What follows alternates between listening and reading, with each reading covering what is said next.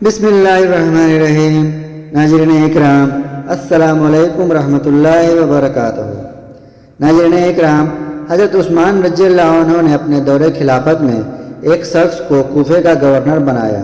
انہوں نے کیا کیا تھا، ان کا جرم کیا تھا جس کی وجہ سے حضرت عثمان رضی اللہ عنہ نے حضرت علی رضی اللہ عنہ کو حکم دیا کہ اس کے اوپر حد نافذ کرو، یعنی اس کے اوپر کوڑے لگاؤ۔ آئیے ہم صحیح بخاری کی حدیث کی روشنی میں یہ جاننے کی کوشش کرتے ہیں۔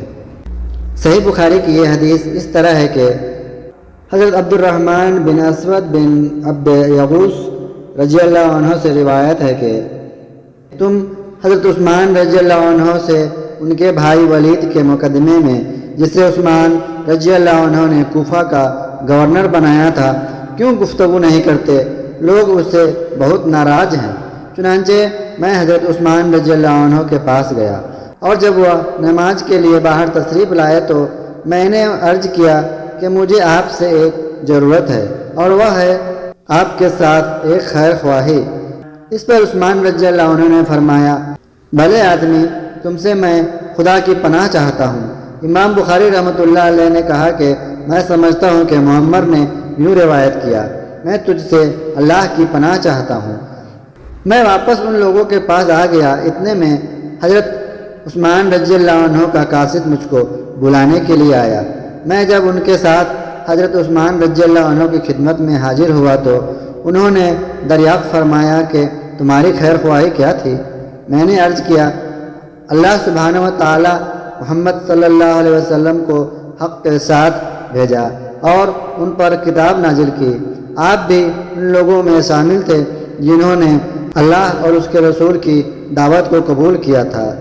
آپ نے 2 ہجرتیں کی، حضور اکرم صلی اللہ علیہ وسلم کی صحبت اٹھائی اور آپ کے طریقے اور سنت کو دیکھا، لیکن بات یہ ہے کہ لوگ ولید کی بہت شکایتیں کر رہے ہیں۔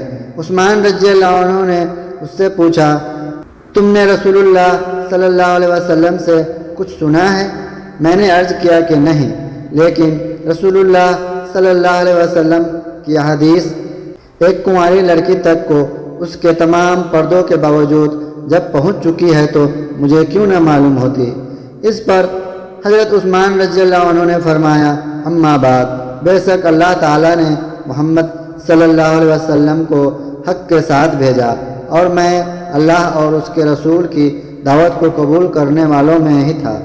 حضور اکرم صلی اللہ علیہ وسلم جس دعوت کو لے کر بھیجے گئے تھے میں اس پر پوری طور سے ایمان لایا، اور جیسا کہ تم نے کہا 2 ہجرتیں بھی کی۔ میں حضور اکرم صلی اللہ علیہ وسلم کی صحبت میں بھی رہا ہوں اور آپ سے بیعت بھی کی ہے۔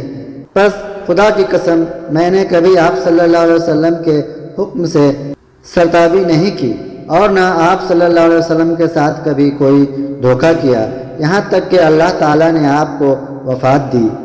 اس کے بعد ابو بکر رضی اللہ عنہ کے ساتھ بھی میرا یہی معاملہ رہا، اور حضرت عمر رضی اللہ عنہ کے ساتھ بھی یہی معاملہ رہا۔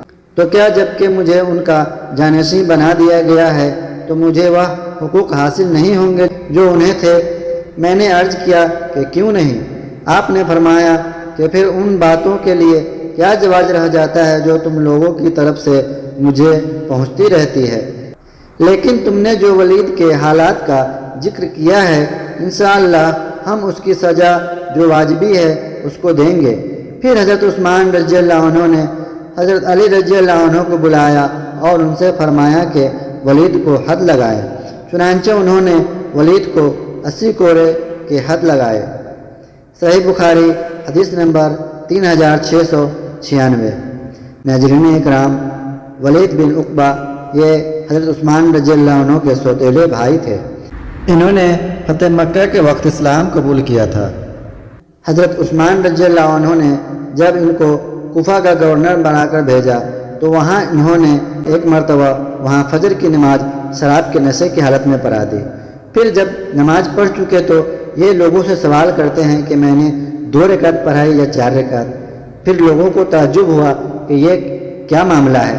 پھر لوگوں نے ان کی طرف منہ کیا تو شراب کی بو آئی، تو لوگوں نے یہ شکایت حضرت عثمان رضی اللہ عنہ کو لکھ بھیجی۔